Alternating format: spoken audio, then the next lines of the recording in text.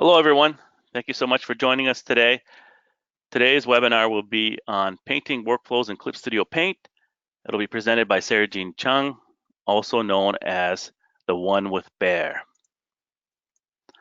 Before we begin the webinar, we do have some housekeeping items that I'd like to share with everyone. So first of all, the webinar will be approximately 1 hour long. All attendees will be muted. The Q&A session will be during the last 15 minutes of the webinar. Attendees can ask questions in the GoToWebinar question box right away. Due to time constraints, not all questions will be answered. The webinar will be recorded. The recording will be shared on social media and will be sent to all registrants and attendees, as well as it will be shared on YouTube, and I'll share the YouTube links for you while we're in the middle of the webinar. As well, the panelists are going to be myself, Fahim Niaz, Joanna Brower from Celsius, and Sarajean Chung, your presenter. For those of you who are new to Clip Studio Paint is your all-in-one solution for stunning, ready-to-publish illustrations, comics, manga, and animations.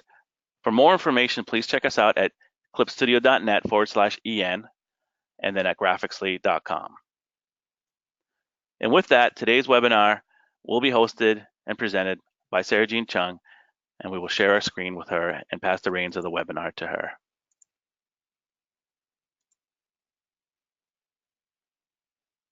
Okay, hello everybody. You can see my screen, and thank you so much for being here. It's really my huge honor to be able to present this, and I hope it will be informative and helpful to you.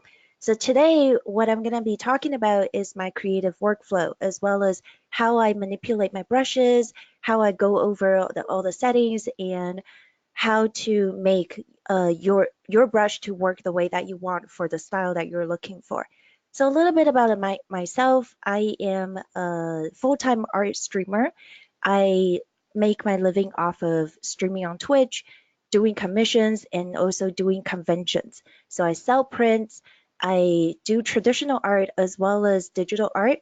For my digital art, I make it into prints. For traditional art, I just sell them as one-off. So I actually tackled in a lot of different mediums. I use acrylics, inks, I use pretty much everything that you can kind of think of, and I can show you a little bit of an example of my older work and how I kind of came about to the look that I have this day. So if you ever get on my Instagram, if you scroll to the bottom, you'll see that I have tackled a lot of different things in the past, everything from line art, more heavily on line art, or something that's a little bit more grayscale, just studying the values, movement, and something a little bit more edgier or has more definition, something a little bit more soft blended. I have tried a lot of things. And this is, before we start, this is something that I would like to encourage people to do, is that I see a lot of young artists trying to look for a style, but style is something that comes to you naturally on your journey to create art. So basically, what I did was just always experimenting. I wouldn't even say that right now I have settled for a particular look, but I've tried many, many, many different things in the past. So you can see examples of my traditional work as well as my digital work. So all the way up to now, I'm going to show you a few examples of the work that I do now and my creative process for it. But before we start, I'll talk a little bit about my PC and my setup.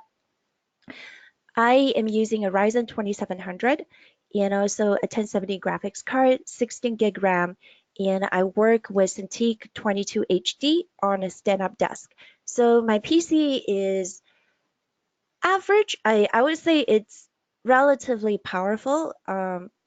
But before, for a long time, I was actually using an i5. So my PC actually has been running Clip Studio Paint without a problem, and you can see that today. Okay. So with that all done, now we can start the fun things. So to start with some examples of my work, and I will show you my from the beginning to the end and talk a little bit about each piece.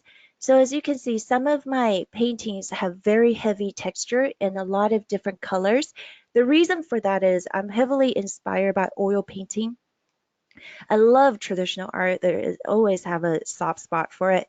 And there's just something about, going to the gallery and looking at these giant, heavy oil paintings with such texture. And even though before I was experimenting with really soft blending in digital, because I feel like that was the look that, digital was supposed to have. But then I started getting these ideas of I want to get that look into my painting. That's where the heavy texture come in. So for example, with this painting right here, this is the finished version. But when I first start, will look like it will look like a complete mess. So I usually would experiment with a few different compositions, uh, kind of just get a feel of it. I do this in sometimes in grayscale, sometimes in just flat colors. It's really just about the moment, how I feel about the painting. And then I will go in, and once I have something sort of settled, so I kind of had the idea in the beginning to have Medusa reaching out. This is Medusa versus Perseus, by the way. Um, I had the idea of Medusa reaching out towards him, but then in the end, I kind of want her to be more held back with her snake attacking. So in this case, I would make the 3D models in Clip Studio Paint to kind of give me the depth that I want in a comparison between uh, the size of the characters. And I'll go from there and I sketch it out. So once I sketch, I'll do some flat colors, some really ugly light source with the color dodge or what have you, and some a little bit of multiply layer. So I would kind of give myself an idea of where my lighting is coming from. So in this case, originally I wanted her to sort of glow, and then because the mirror is a shield, so the mirror is reflecting the light back to her. And then I kind of experimented with some motion blur, which I didn't like, which I decided I didn't like in the end, uh, because I wanted a more edgier look. And then I would go in and put down a lot of different textures to kind of start pulling the colors around. And then put in more definition, putting a little bit more definition, put in the design. And in these areas, I would start adding colors that I feel like would contrast my main palette. And I will go in and talk a little bit about that later on when we're doing some demos. So right now I'm just kind of showing examples of my workflow in my already existing work, but we will be doing a live demo today. So again, more edge. And in this case, you would notice that I have a color layer on the top, and I encourage everybody to have a layer like this on the very top. So what this does is basically it's a blank layer. It is a blank layer filled with either white or black. And then once you have this, you set this to color, or you can set it to hue. Doesn't really matter. You set it to color, and it will turn your painting into grayscale. So you can do a live check of your values. And this is important because when you zoom out, this gives you a really good idea of whether or not your forms are reading. Another things that I would do during my painting process is I would always have another window open. So to do that, you go into Window, Canvas, and then you just do New Window on the work file that you are doing. And this would give you like a separate window of the file that you're working on, which is live, so you can edit it live. Let me give you an example. Oops, let's turn that off and let's see. So you can see it's actually doing it live because you can just see it. It's basically a duplicate of your window. And what I can do is I can flip this. You can go into View and rotate and flip horizontal. You can flip this at ease. I kind of set this to a hotkey for easy preview.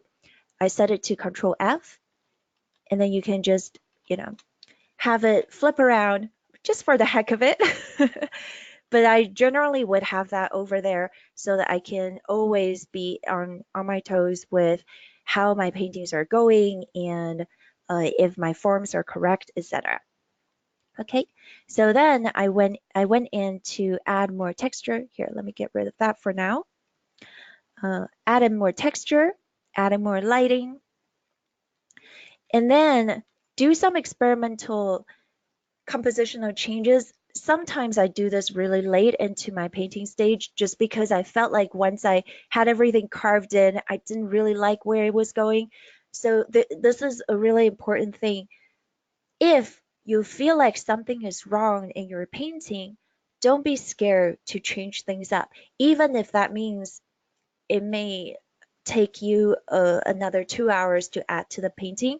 But if something is just really nagging you, maybe it could be because you need a big change in the composition. And I know that feeling of just dreading it, like not wanting to take that step because you feel like, oh my God, it's gonna take me so much longer to get to the finishing stage. And I feel like I just kind of want to pull through it and make it work. But there's something really refreshing of just accepting, okay, this needs changed, and then just change it. In most cases, when that happens to me, I'm so much happier with my painting than before, and I get like a second wind to kind of finish it off. So this happened right here because originally I had the snake head over here, the snake head over here, but I just wasn't really happy with it. I changed it to over here, but I still wasn't happy with it. So, I just changed it around. In the end, I was much more happier with things not taking focus away from their engagement. I feel like it flew better. So that's how it came about in the end. So here, let me make that a little bit bigger. And then the final stage, I'll do a lot of touch up to kind of tone back on certain textures that I didn't like. For example, I felt like this entire area was too overwhelming. Like it just had too much texture going on, right? So I would, try to tone that back a little bit. Okay, so that's one of the examples, and I will show you more workflow before we jump into the demo. Okay. So same thing as here, I usually start with a very rough sketch, flat colors, and a textural brush. I created this brush for my own matting purposes because I really like the heavy textures. And then I went in and then just start painting right on top of it. I really like painting on the same layer just because I can pull the colors around a little bit easier for myself. It feels more intuitive to me. So, and then adjusting. See, this eye right here. So I adjusted the position of this particular eye because when I was flipping it, I felt like it was one of the eyes was too low. So that's a really good way of just kind of checking to see if your anatomy or your composition is working is by flipping it. And then we also did some experimental color dodging, which I didn't end up using. Okay, and then some other examples. So this is a painting that I just finished very recently, as in 2 days ago. So again, I would start with something very rough, try to figure out, if I like the composition, if I like the thumbnail. This is a tribute to one of my favorite game series. I don't know if anyone in the audience would recognize her, but this is Junko from Danganronpa, which is an amazing, amazing game. So again, I'll try to experiment with all the colors. I'll talk about how I use my colors later on, carve out more details, give it a more stronger lighting if I felt like this just wasn't working. Because originally I was just gonna, start detailing and not really care about the contrast between the background and the figure itself.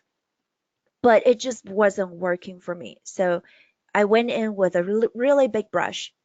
Really big brush is your good friend. Okay, when you are struggling with a painting, use a really big brush to go over some areas that's bothering you. It might actually help you a lot. So this is what happened over here. I was like, okay, you know what? She just feels really flat. Um, so let me go in with a big brush, try to mark things. Okay, that's a little bit more interesting, like I could feel the contrast a little bit better in this stage, but the background and her are still somewhat blended together, and I didn't like that.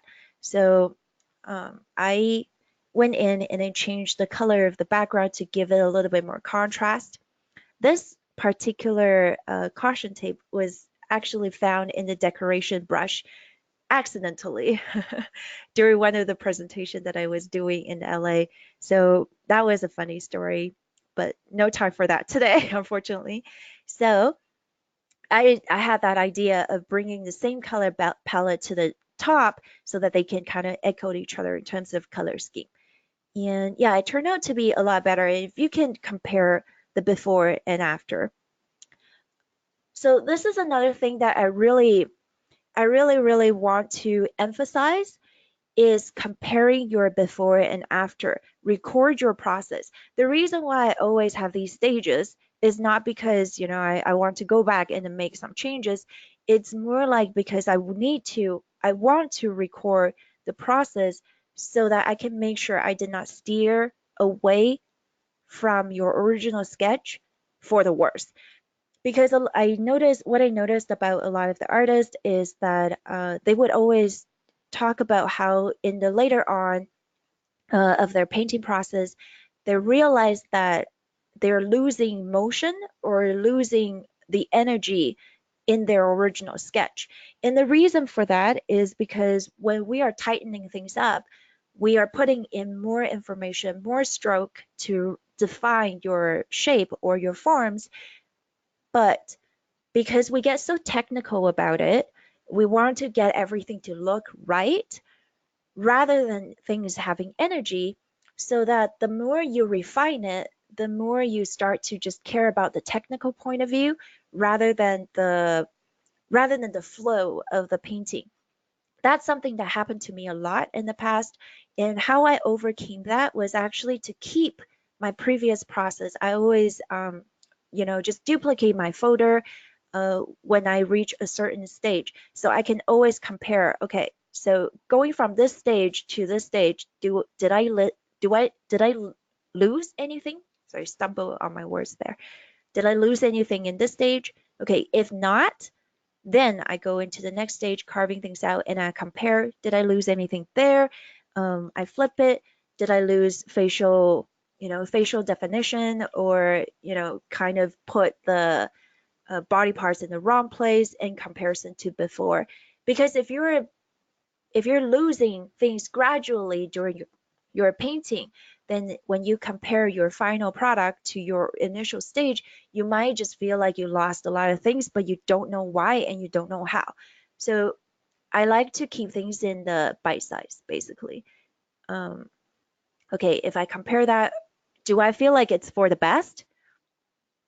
Do I feel like that's for the best? And then, you know, just keep on doing that so that you can maintain the look that you were going for originally. Okay, so hopefully that helps with some of the problems that I get asked a lot. And let me see if we have time to share. Okay, so this is a really good example of me tackling a lot of different styles. This was something that I did quite a long time ago. I think in 2016. This was done for a body painter called Kate Pike Fashion. I don't know if any of you will recognize her name. She's a very, very amazing body painter. So they commissioned me to do a card for them. So I would start with, a sketch. This was done with the soft watercolor brush. Uh, Actually, this was done with smooth watercolor brush. Sorry, smooth watercolor brush. And I would just kind of have a little bit of texture, a lot of colors, and then carving out the facial details. This is another example of me comparing my flow.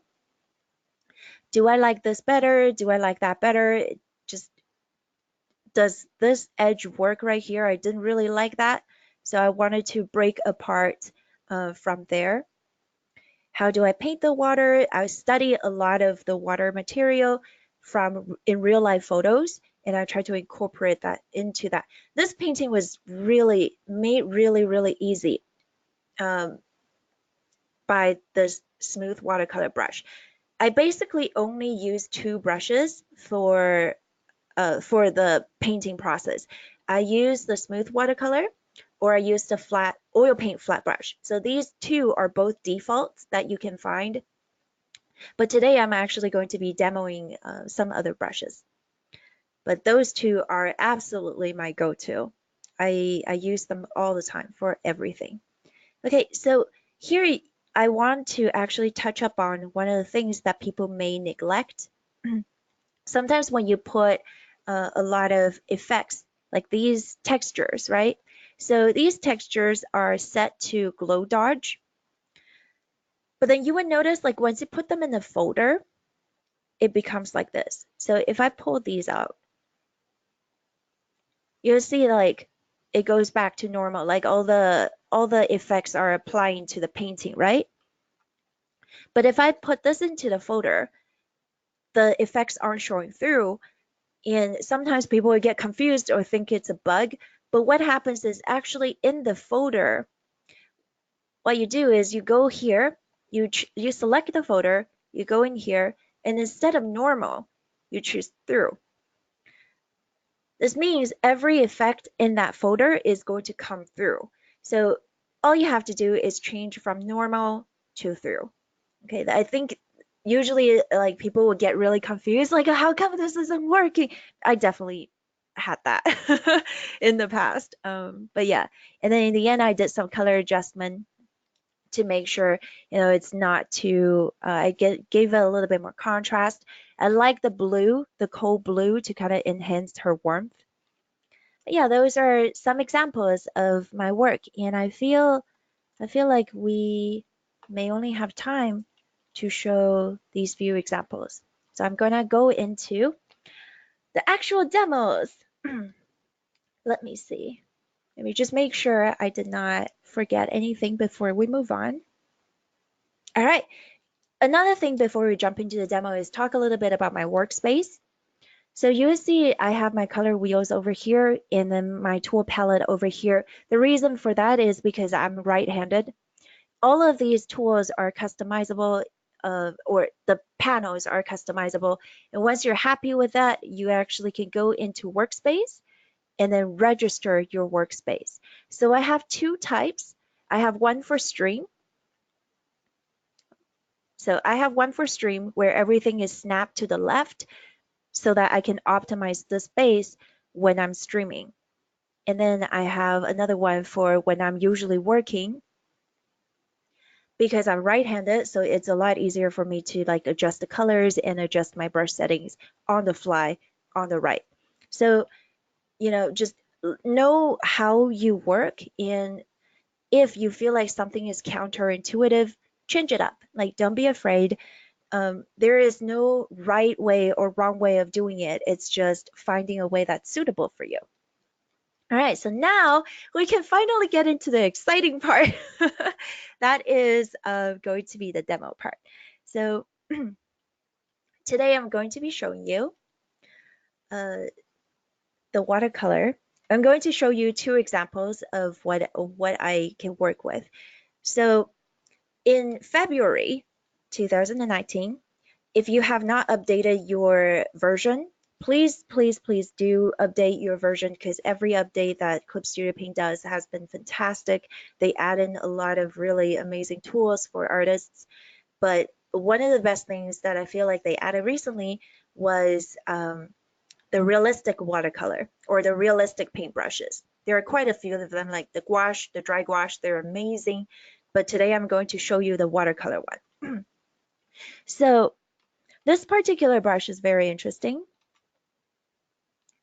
what it does is you can see it has incorporated textures into there.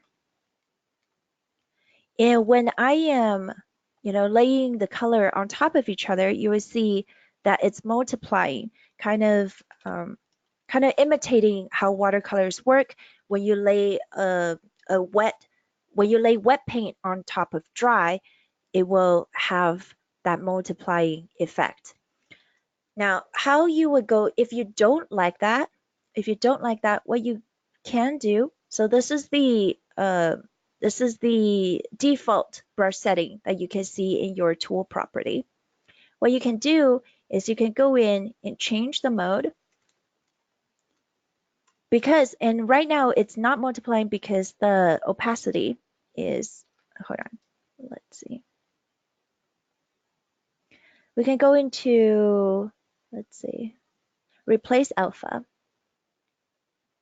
This is a really interesting brush setting because what this does is essentially getting rid of your original opacity. So for example, I have this color right here, right? If you want to go in and have something that's a little lighter, you actually can go in and replace that alpha. And then this would become a little bit more transparent.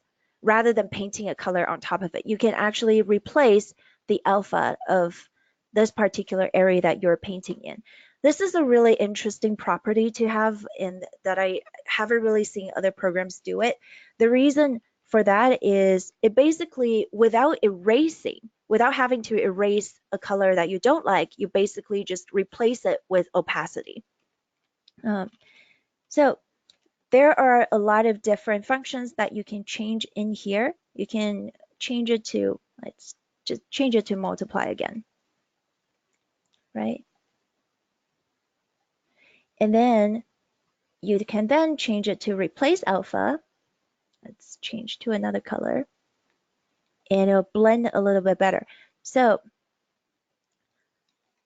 usually when I'm painting, I like to set my tip a little bit softer so I'm not constantly grinding on my tablet. Most of the people, they will start in the beginning, but I like to have the soft touch so that I have a little bit, I don't have to press down nearly as hard when I want to blend things out. Okay, so stuff like that, it's all very customizable. The next thing you can change is the texture. So here, let's see. So right now we have a paper texture. You can see like it has a little bit of that nice papery texture there. But if we want something rougher, let's see, I like the rough texture one. Okay, let's try this color.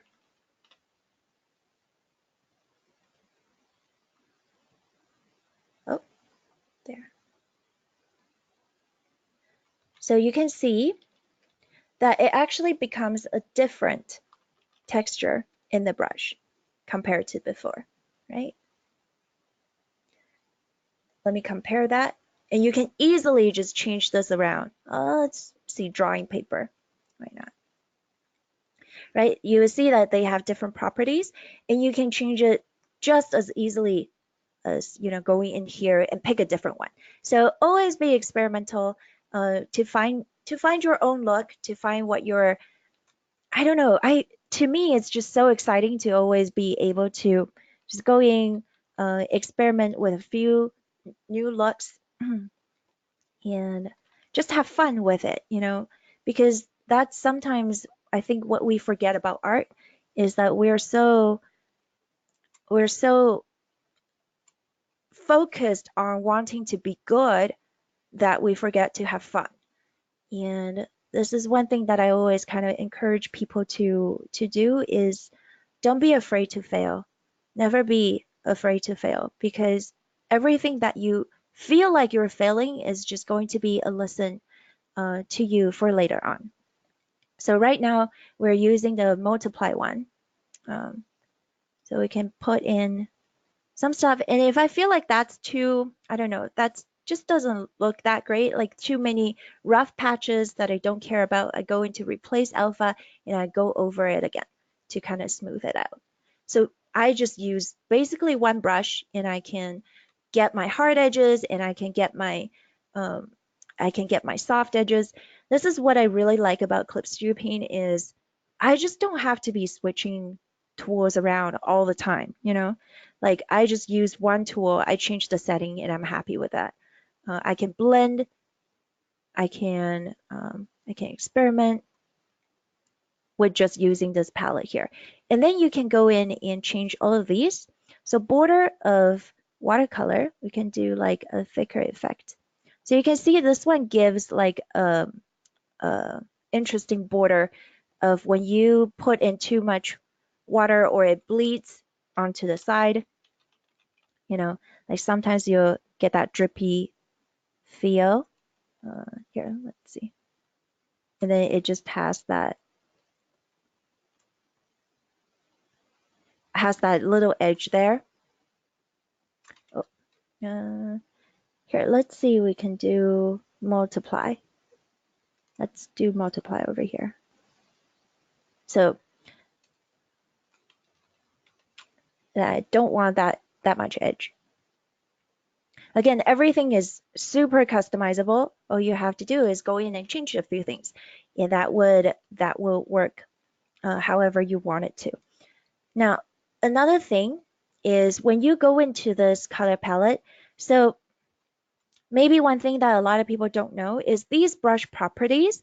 What happens is if you check off these little eyes, you actually can disable what shows up in the tool properties. So for example, if I'm using a painting brush, I don't need to be changing a few things all the time. Like for example, if I don't care to change the border of the watercolor, I actually can just turn that off.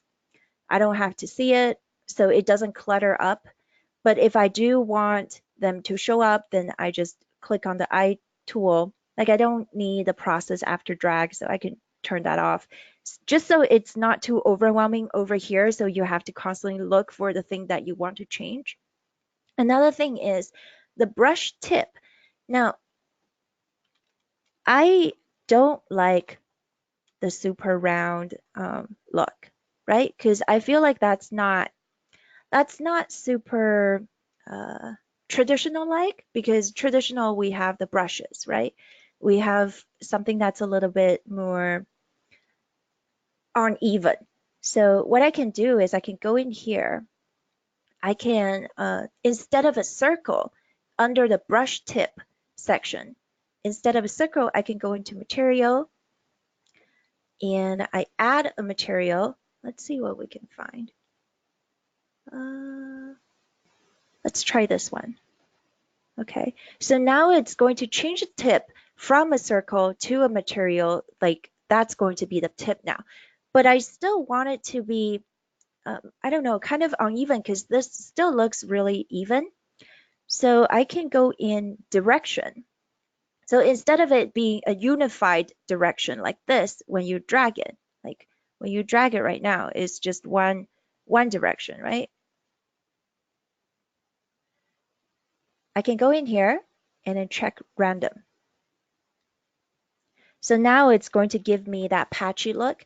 What this does is it basically uh, randomizes this particular shape whenever it's gonna put it down. So how many times it's gonna put it down is dependent on stroke. You can have less stroke, you can have more strokes. So it'll basically stamp it less times when you're going over a stroke. So then you can give it quite a nice feel to it.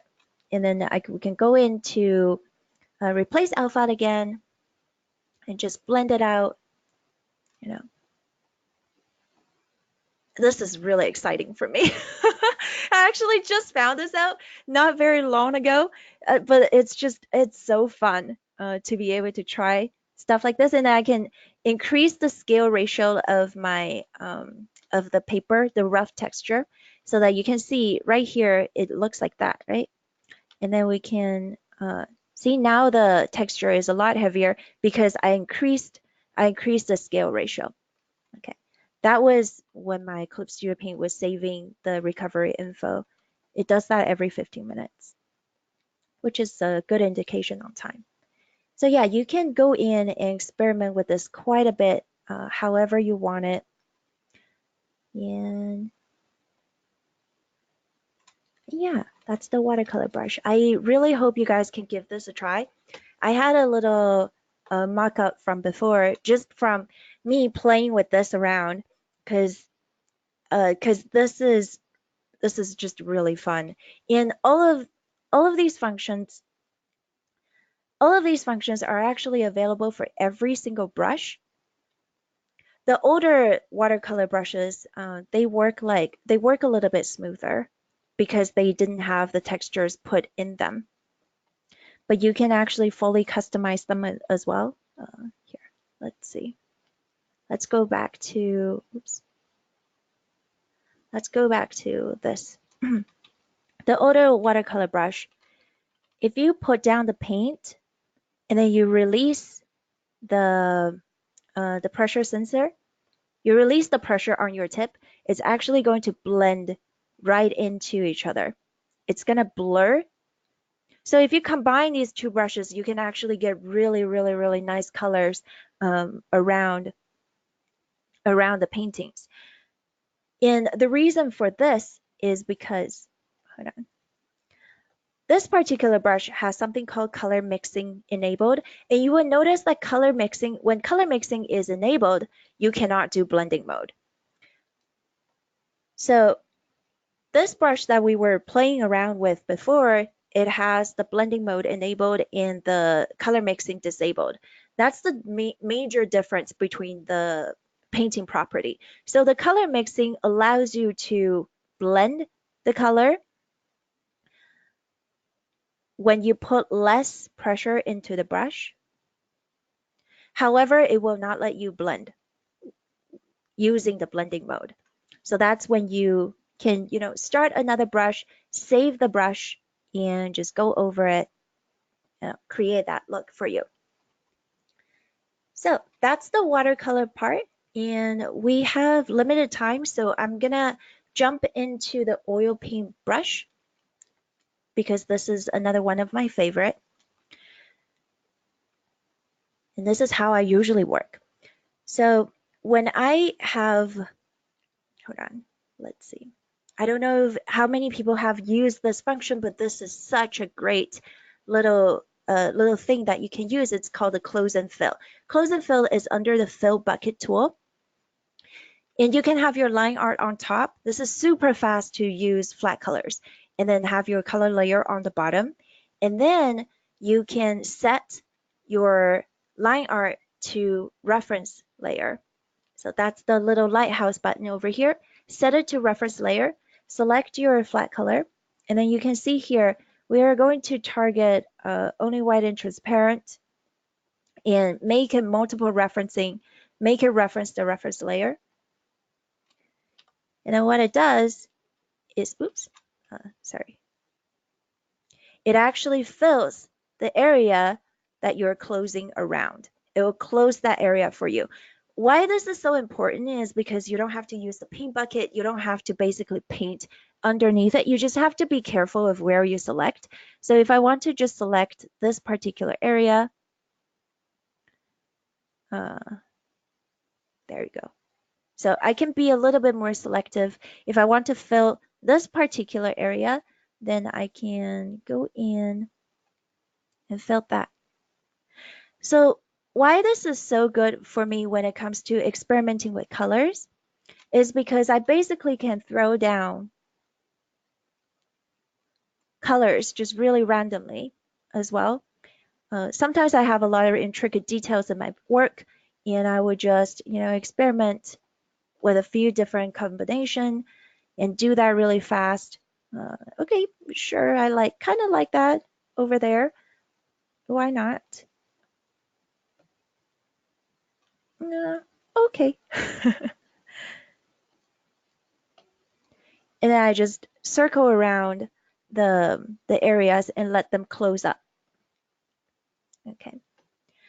So this is a really good way to do my flats. And also play around with different color palettes. If I don't like certain color, I change the mode to target all colors.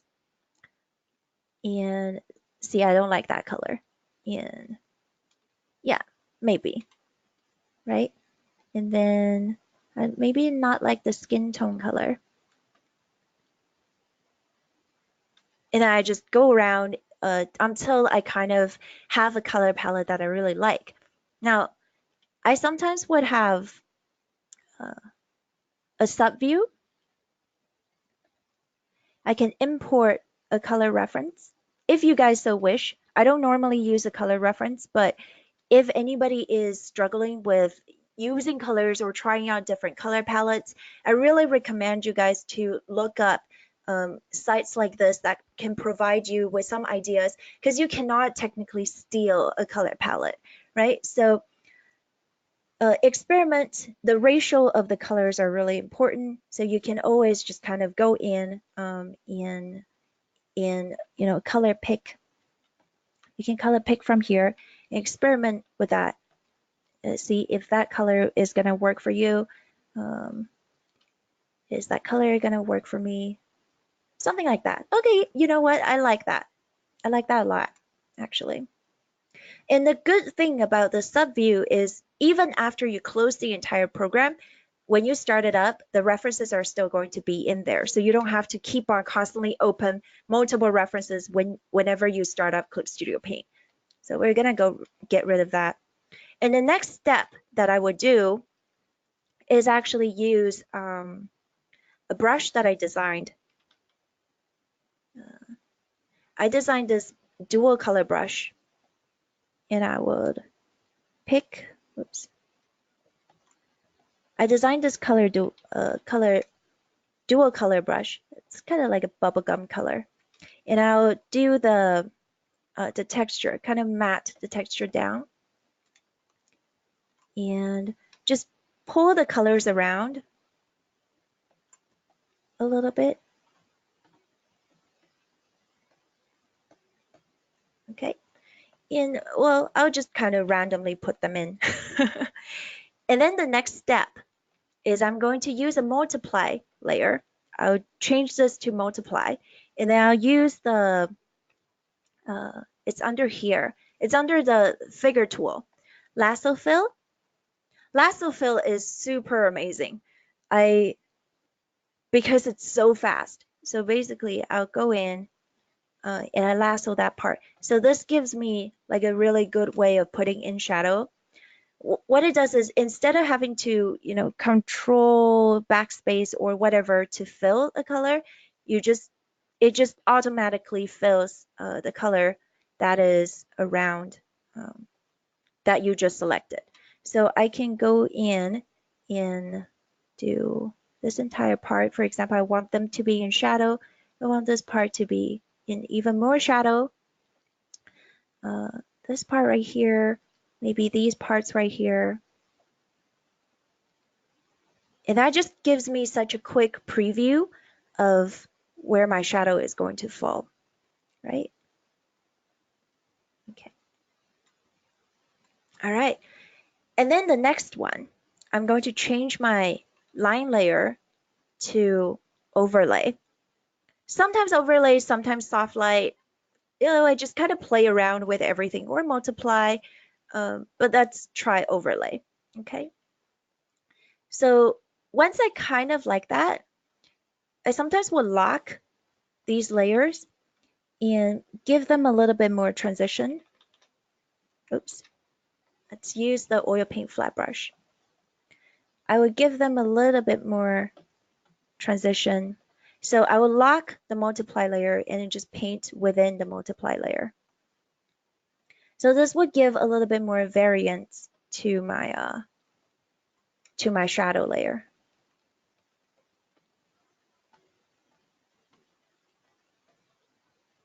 Okay. And then maybe I will want to change my line art color as well. So instead of black, I'll go in and say, okay, this area, maybe I want them to be a little bit softer. So it's all just very flexible. There's no right way of doing a painting. I don't necessarily use the exact same process for every single one of my painting, but just experiment, see what works for you. Don't be too stubborn to change things up because you might learn new things when you're just trying a new process, right? And then in the end, I just start painting on top. So once I'm kind of happy with the way that colors are lying around, I just start, clicking these colors and dragging the colors around.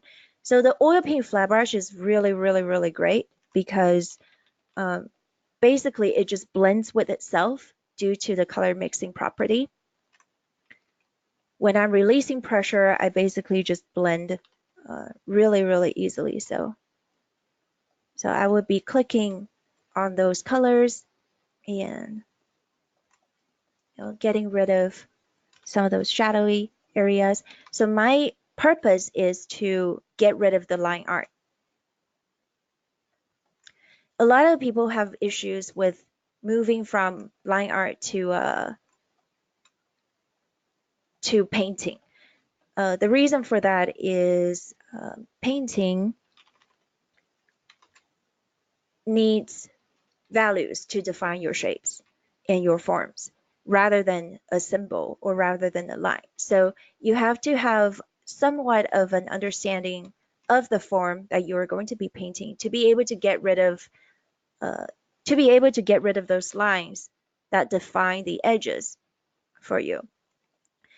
So if you are having trouble with moving away from line art, it's generally because you have to start focusing on the values rather than using a simplified method to represent what you're drawing. A really good way of studying value is just do photo studies. And also, like me, getting rid of the line art helps a lot. Just painting directly on the line art rather than underneath your line art so that you can see, okay, if this thing still kind of reads as I'm getting rid of those lines. Does this hair read? Yeah, I just kind of pull the colors around. Um, So I will constantly be color picking these colors and dragging the colors around. Sometimes, oh, okay, I like that purple there, like, so I'll color pick that purple, drag that over here, color pick that purple, drag that over here, uh, and then have this blue echo over, I don't know, here. Because why not, right? You can't make a mistake. There's no harm in making a mistake. And you just start filling in, getting rid of those lines. And yeah, and due to time restraint, I cannot really fully demo the whole thing for you, but this is a little experiment that I did before that I can show you. So I would have my lines in the beginning and my close and fill as color flats on the bottom. I will add some textures in. I'll add the shadow and I would basically just start painting on top of it, carve out and do some overlay or color dodge in the end to kind of brighten the whole thing up. So this was what I was kind of working on before when I was playing things around. So you can see they have very, very, very different looks, but it's all in playing around with the brush settings, play around with the style. Don't stick to just one thing. Have fun with it. And that's what I wanted to talk about today. And we're a little behind on time. I'm so sorry, but I'll pass this on to Joanna so that we can do the question session. Yes, no problem. Thank you very much so far. It was very Thank you. interesting and so many questions, so we'll see what we can Okay. do. So, first of all, when did you start studying art? So I studied art I went to school for illustration and design way in the days, but the school was focused on design. So I stopped doing art for 8 years. But I've come back to art for about 4 years now. Okay. So you showed a little bit how you customize your workspace. Can you just show that again, like how you move the palettes and how you snap them to the grid? Yeah, for sure. Um, So, for example, you just basically drag this tab. If I want this over here, I just drag and drop, drag and drop. And then you can even combine the two. You can go in here and then drag it to the side. So now it's two tabs side by side. And then in the end, you just go, like once you're happy with it, you go into Workspace, you said register Workspace, you said test, and then it'll just register it for you. And now you have a new one. okay, thank you very Mhm. much. Yep. Um, so you showed that you work on a lot of different layers. Do you prefer working on more layers or do you prefer working on fewer layers? I actually personally prefer working on fewer layers. I would use multiple layers in the earlier stage to kind of test things around and play around with things so that I can experiment with things a little bit more.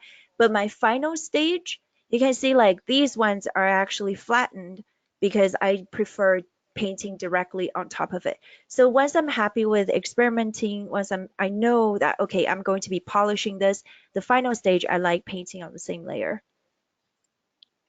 Okay. Um, so you talked a lot about adding textures and colors. How do you know when to stop adding textures? So one of the things is the value check. When you have, okay, here, let's see.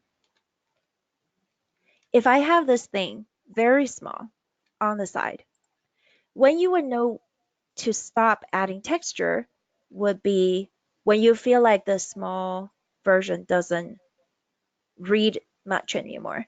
So for example, here, let me show you. So earlier, right, I had a lot of things just kind of blended together in the background. And when I enable the value check, you can see like this part is really blobby and that part is really blobby. So, that's when I know I had to get rid of certain things. Um, or, when I got to this point, even, I felt like that particular part just is kind of a blur and it wasn't reading that well. So I actually went in uh, and blocked it out in the final stage. So you can see, always use a small preview, always make it kind of value check so that you can see your big shape. Like I thought that was kind of a blob there. So I went in and then covered it up. Okay. Mhm. Um, just taking a step back here, do you usually start out with a clear idea or is it more of a discovery process? It depends on the piece. Sometimes I have a very clear vision of what I want to achieve. For this particular piece, I had a very clear vision. Like I never stepped away from it, but I changed the color palettes a lot. That being said, there are definitely some pieces that I've done before that just kind of completely took its own path. My traditional work is a lot more like that. So my traditional work, I don't normally do an undersketch. I just lay down a color, lay down ink, and whatever I see in the shape, I let it flow. So for me, I have this weird balance. My digital art is where I use to hone my craft to get better at understanding anatomy, and also structures. But my traditional art is more freedom, more creativity, and wanting to just accept mistakes and move on and turn it into something else. So for me, it really depends on the piece, whether or not I have a vision. Okay. Mhm. Um, can you show again how you did the value check for your piece? Yes. So here, let me start in the beginning. I will start a new raster layer right here. I will fill this uh, out backspace or whichever hotkey that you have, or you can just use the fill tool and then just fill the entire piece with either white or black. The black would help too. And then change from normal to color. And then that layer you just keep on top and enable, disable. That'll give you a live preview. Okay, Mhm. wonderful. I think that's a thing that a lot of artists are interested in, how to check the values, Yeah, for especially since sure. you talked about how important it is. Yeah, for sure. Because I use so many colors, right? Like the way that I use my colors are so chaotic in a way that sometimes it's dangerous to get lost in just wanting to throw in colors without the values being accurate. So instead of like something that's defined and interesting, I would end up with just a giant pile of blob. And it happens a lot in the beginning stage, where it just looks like a bunch of vomit. But don't be afraid of that. See, So how long does it usually take for you to work on a whole and finish a whole piece?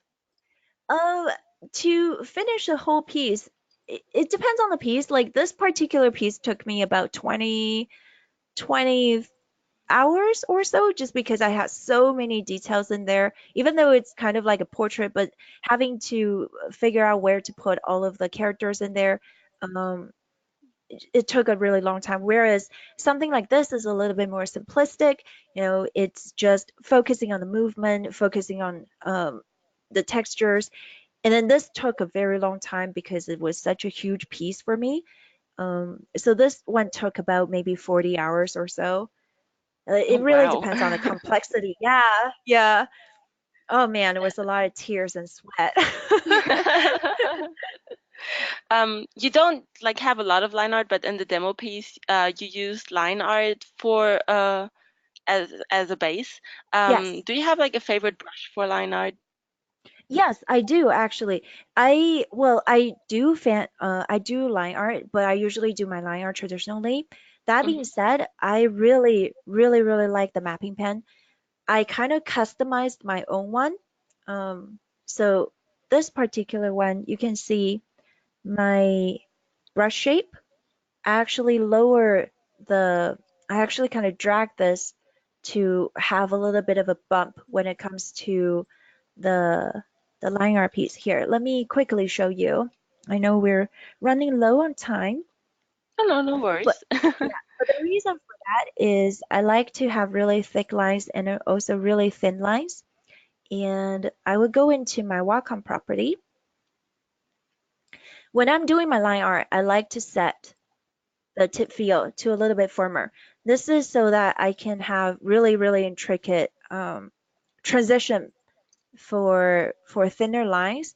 And then if I really want to make thicker lines, then I press down really, really hard. So this is my brush setting. I just kind of pull the curve down a little bit more compared to usual. And also for the pencil line, I love the rough pencil. I don't change anything on there. I don't, for some reason, I just really like that rough pencil. And this one has a Okay. really great texture. Yeah. Mhm. Um, just as a general hint, what's the usual file size you're using for your work, especially if you also want to make prints or just use it in different ways? Okay. So basically the idea is decide how big you want to print first. If you want to print 17 by 11, 11 by 17, then you just go in here. Hold on. You just go in here, inch, change it to 11 to 17. Always have your resolution at 300 for paper prints. If you want to print on cloth, that will be something else. Cloth, I believe it will be 600 or 450, depending on the manufacturer. But if you have an idea of you want to turn this into a merchandise, always find out what your printer needs for the printing file. So for me personally, because I paint in a lot of squares, and my paper is 11.7, which is a really odd size. It's an A3 size. So I always paint, I have a custom one, which is A3. So I would always have this size set to 300 DPI.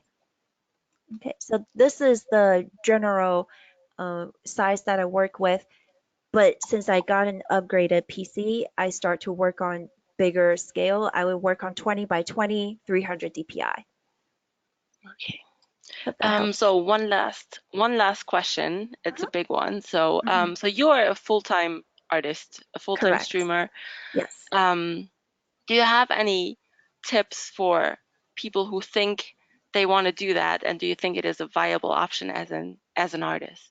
I mean, Oh, you're kind of absolute. you're kind Yeah. of the proof of that, but Thank you. Thank you. I will be completely honest. Even till this day, I still can't believe it. Um, I was just like any of you guys who are in the audience who wanted to make art as a living. I was a hobbyist too. Um, and I never would have imagined myself to be in a position where I can do art for a living. Now, first of all, this is a very realistic part, but I do think it's important. Finance is important. And the reason why I started doing art and be comfortable of just having this as a side income was because I had a saving to fall back to. I did a lot of different jobs throughout the years that I quit art. Basically, I did retails, I did waitressing, and I saved up a lot of money. Now this money allowed me to stay home and kind of just work on my craft and experiment and just have fun with my art for a while. So this isn't something that a lot of people do. They usually have a side job and then they have art on the side and then they just kind of do that together. But if you're to jump into doing art as a career without any backdrop, it's going to be a very, very, very tough path. And that is something that I just feel like it's important to kind of point out, even though it's not pretty, it's not dreamlike, but when you're chasing passion, you're also having to first focus on taking care of yourself. Now, that being said, um, what I do want to talk about, instead of like, other people will tell you, focus on social media, focus on growing your brand, focus on networking, focus on getting yourself out there, have a good portfolio. All of those are important, but people have already said that. One of the biggest things that fueled me as an artist and allowed me to become independent was actually bonding with people. And I know I actually have a lot of my audience, my own community in the audience today. And honestly, bonding with people, getting to know them on a personal level, and making them care about you and also caring about them rather than just as an artist versus a customer, right? That has helped me personally a ton on my art journey because bonding with my audience has made them just become so passionate about what I do too. They root for my success. They want to buy everything that I have made. And that's an incredible feeling. It didn't come from them just, like passing by an artist, oh, because this artist does good art. It becomes a friendship. It becomes trust. It becomes like we want her to do well. So this applies to if you stream on Twitch, if you go to conventions, table at a conventions can be very costly in the beginning. So make sure you have a full body of work before you jump into conventions. Um, but doing conventions is a great way to earn money. But during that process, when you're doing conventions, don't just treat everyone that comes by as your customer or, people that will throw money at you. Make friends with them, get to know them, um, and make them care about your art too, and tell them story with your art. So I think that's one of the biggest thing that has helped me as an artist is just understanding people and having them in my life and learning from their story too, and then listening to all of these people's stories and incorporating them into my art. And hopefully others will feel something from looking at my art. So hopefully that helps. I know that's normally not something that a lot of people would talk about, but it's what made my living. And I Yeah. think that's a wonderful place to end this. Thank you very much Thank you. for You guys this so really much for nice yeah. explanation. Thank you. Great insight. All right. That was awesome. Thank you so much, Sarah Jean. And Thank thank you, you. Joanna, for all the questions. Um, First of all, we wanted to thank you for your time, Sarah Jean. So thank you for taking an hour of your time and getting prepped for the webinar. So I'm sure everyone learned a lot. I absolutely that it was a huge honor. Thank you guys so much for taking your time to listen to me ramble. All right, guys. Thank you so much for attending as well to all the audience members. For more information on Clip Studio and to learn more about Clip Studio, please check us out at clipstudio.net/en as well as at graphixly.com. This video or this presentation will be recorded and it will be uploaded to our YouTube channels. So please make sure to subscribe to our channels.